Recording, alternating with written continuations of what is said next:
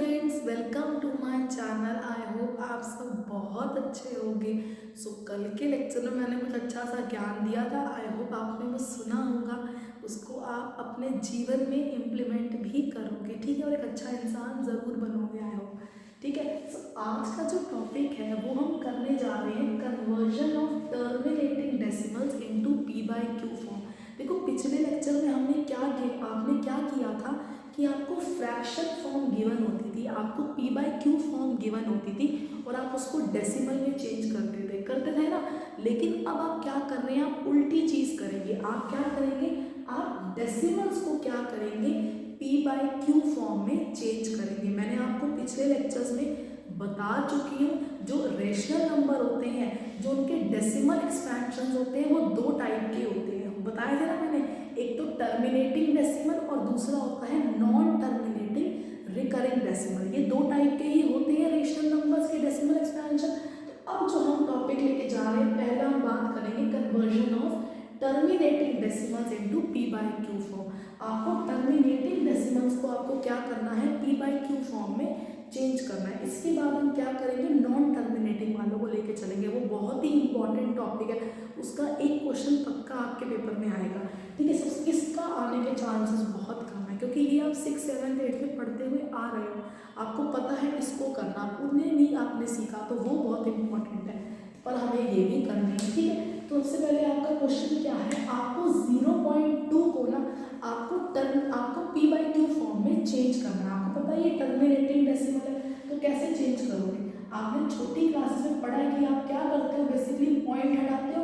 जब पॉइंट हटता है तो नीचे क्या आता है, 10 आता है, यस और नो। तो ये क्या हो जाएगा, 2/10। और 2/10 किसके इक्वल होता है, जब इसको काटोगे वो होता है 1/5 के इक्वल। तो 0.2 को हम पी बाई क्यू फॉर्म में क्या लिख सकते हैं, 1/5 लिख सकते हैं। क्या लिखेंगे, 1/5 लिखेंगे। नेक्स्ट क्वेश्चन देखो, नेक्स्ट है 0.5।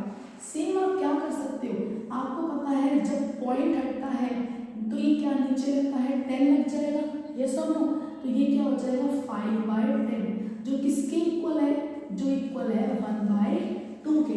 सो आपको क्या पता चला, 0.5 को हम फ्रैक्शन फॉर्म में, पी बाई क्यू फॉर्म में क्या लिखते हैं, 1/2 बोलते हैं, ठीक है। आप 1/2 बोलो या 0.5 बोलो, मैं समझ जाऊंगी, ठीक है, एक ही बात है।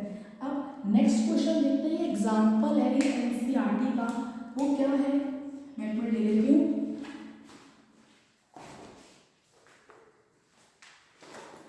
सो क्वेश्चन है 3.14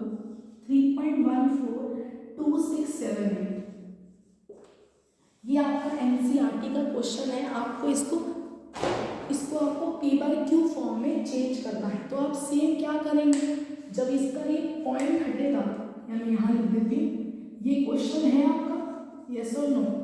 जब इसका ये पॉइंट हटेगा तो नीचे कितनी जीरोस आएंगी, 1 2 3 4 5 6 जीरोस नीचे आ जाएंगी, 1 2 3 4 5 6।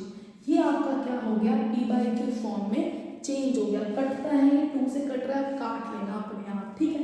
सो ये क्या थे, आपने टर्मिनेटिंग डेसिमल्स को किसमें चेंज कर दिया, पी बाई क्यू फॉर्म में चेंज कर दिया। आई नो ये आप छोटी क्लासेस में बिल्कुल कर चुके हो, करा हुआ है ना आपने। जब पॉइंट हटाते हो, नीचे डेसिमल हटाते हो, नीचे जीरो आ जाती है, ठीक है, ये करा हुआ है ना आपने। तो ये तो आपके पेपर में देखो नहीं आएगा। अब हम करते हैं नॉन टर्मिनेटिंग वाले की बात करते हैं, उसके हम कम से कम 6 से 7 क्वेश्चन करेंगे और इसको ट्रिक से भी सीखेंगे। बिल्कुल, आपको कभी अपने दोस्तों के साथ मजे लेने होंगे ना, तो ये इनसे क्वेश्चन पूछ लेना, ये करके दिखाओ जरा, हम आपको पहले करके दिखाएंगे विदिन सेकेंड्स, ठीक है।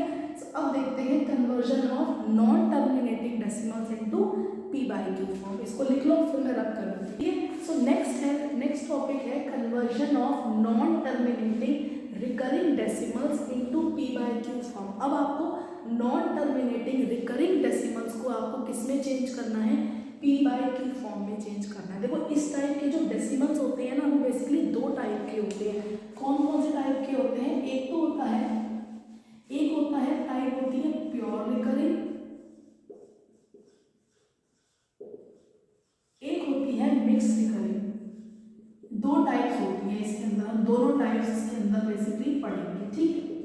अब आप कहोगे ये कौन सी बला है ना, प्योर रिकरिंग और mix recurring. So pure recurring basically क्या होता है, जिसमें डेसिमल के बाद ही रिपीटेशन स्टार्ट हो जाए। मतलब जैसे आपका क्वेश्चन दे दिया 0.33333333 चलता जा रहा है, मतलब 0.3 बार, मतलब यहाँ पे डेसिमल के बाद ही रेपिटेशन स्टार्ट हो गई ना, तो इस टाइप को हम क्या कहते हैं, प्योर रिकरिंग के अंदर आता है।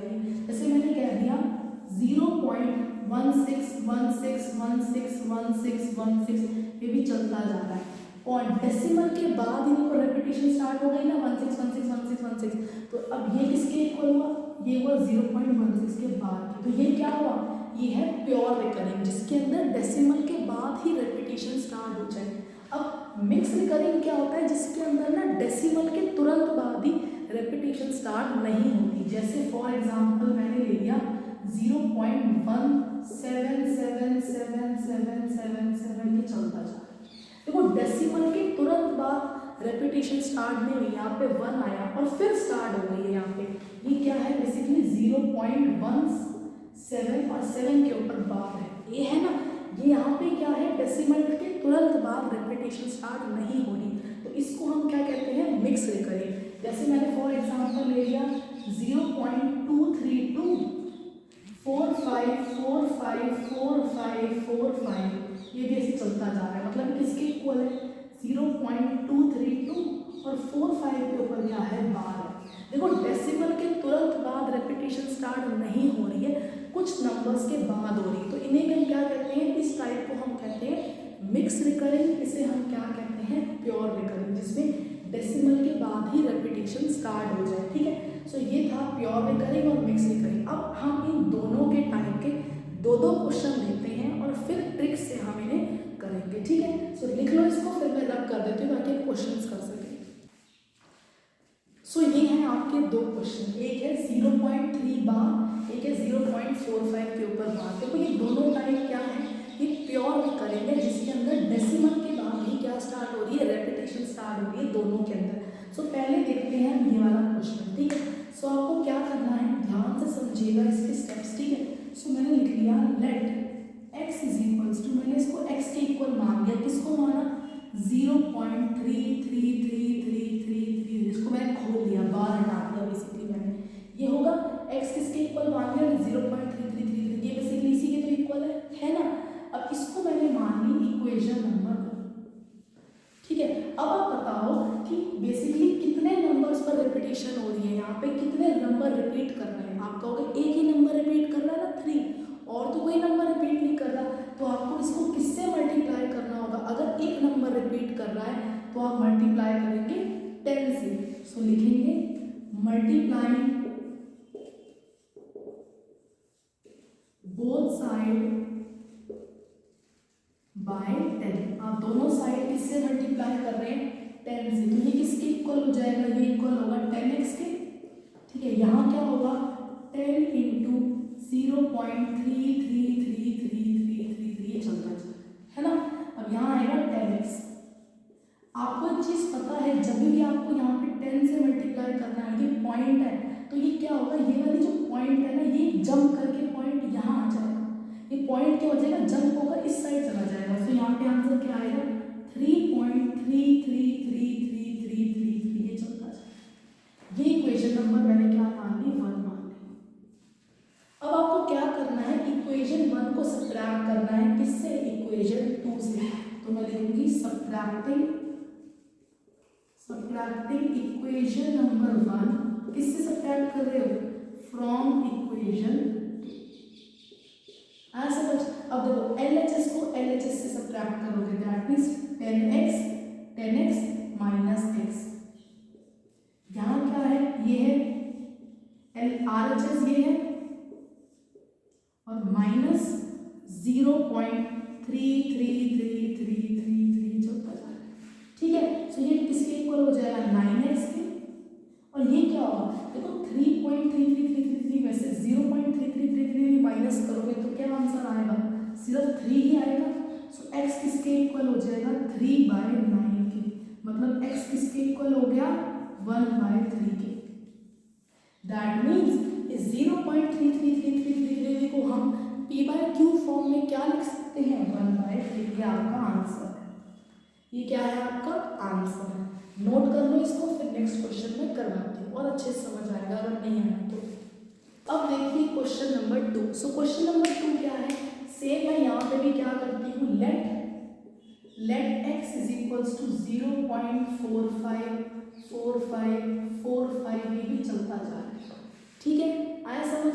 अब मैं क्या करती हूँ, इसको इक्वेशन नंबर मान लेती हूँ 1, इसको इक्वेशन नंबर मान लिया 1। अब देखो ये कितने नंबर्स रिपीट कर रहे हैं, जल्दी देखो कितने नंबर रिपीट कर रहे हैं, 2 नंबर रिपीट कर रहे हैं, तो आप किससे मल्टीप्लाई करोगे, जब यहाँ पे एक नंबर रिपीट कर रहा था तो आपने मल्टीप्लाई करा 10 से, जब यहाँ पे 2 नंबर रिपीट कर रहे हैं तो आप मल्टीप्लाई करोगे 100 से।